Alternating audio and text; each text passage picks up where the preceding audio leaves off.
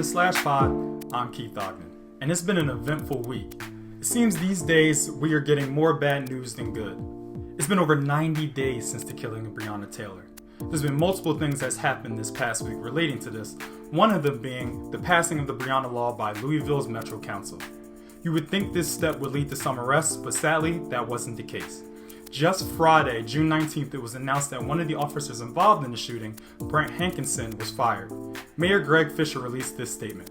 Unfortunately, due to a provision in state law that I very much would like to see changed, both the chief and I are precluded from talking about what has brought us to this moment or even the timing of this decision. We have seen this story before too many times. Many things happen around these shootings, but arrests take forever or don't even happen at all. Sure, these are all some positive steps if you look at it, but you would think an arrest would be the first thing to happen, especially since you made a law about it. Focusing more on the Philadelphia area, what the hell is going on with these fireworks? Each day I see tweets fly about fireworks going off, and which makes this even crazier is that most of the time people don't even see them. With the constant noise and scary sounds just absolutely pissing residents off, a task force was actually formed, and I can obviously see why. People don't know if these are fireworks or gunshots. The police received over 800 plus calls this past month in the issue alone. It's clearly bothering people, and this may be the theme of the summer, so we'll see what happens with that in the coming days and weeks. Protests continue to happen across the nation in an effort to seek justice, to fund the police, and many other causes. But black people do what they do best, and that's find joy amongst all the pain. Friday was Juneteenth, and I have never seen so many posts ever on social media regarding Juneteenth. Many people were posting and reposting what it actually is in an effort to educate whoever may be watching and just celebrate in general. Senators announced legislation to make it a national holiday, which is most certainly progress to overcome the violence and injustice this community and country has had. But we still have a long way to go.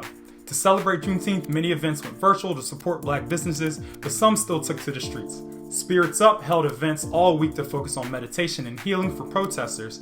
Former NBA player Steven Jackson stopped by in Philly to give a speech, and one event I personally attended was the Do More Campaign's Festival of Freedom in Fairmount Park. Founders Crystal and Wallace put together a festival that had vendors, music, and food. It was open to the public and provided help to get people registered to vote. Amazing job by those two. Lastly, like many have been saying, this is a movement, not a moment. The fight for justice and equality is a long one. Traction is clearly being made, and we cannot let our foot off the gas, not for 1 second. Many times, fights like these have died down after a couple weeks, but the continued fight is allowing us as a nation to see some sort of progress. I encourage everyone to continue sharing the right information and keep feeds flooded with your support of the black community. But with that, more has to be done just than reposts and social media accounts. Trey Johnson said something like this in his Washington Post article. It's not about amplifying our voices, it's about investing in them in our business, education, political representation, power, housing, and art. And he's right.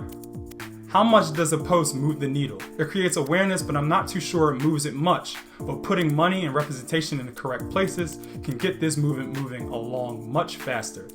Find black-owned businesses and support, and always, vote, vote, vote. It makes a way bigger difference than any regram or retweet can ever make. I'm Keith Ogden with the Slash Pod. Thank you.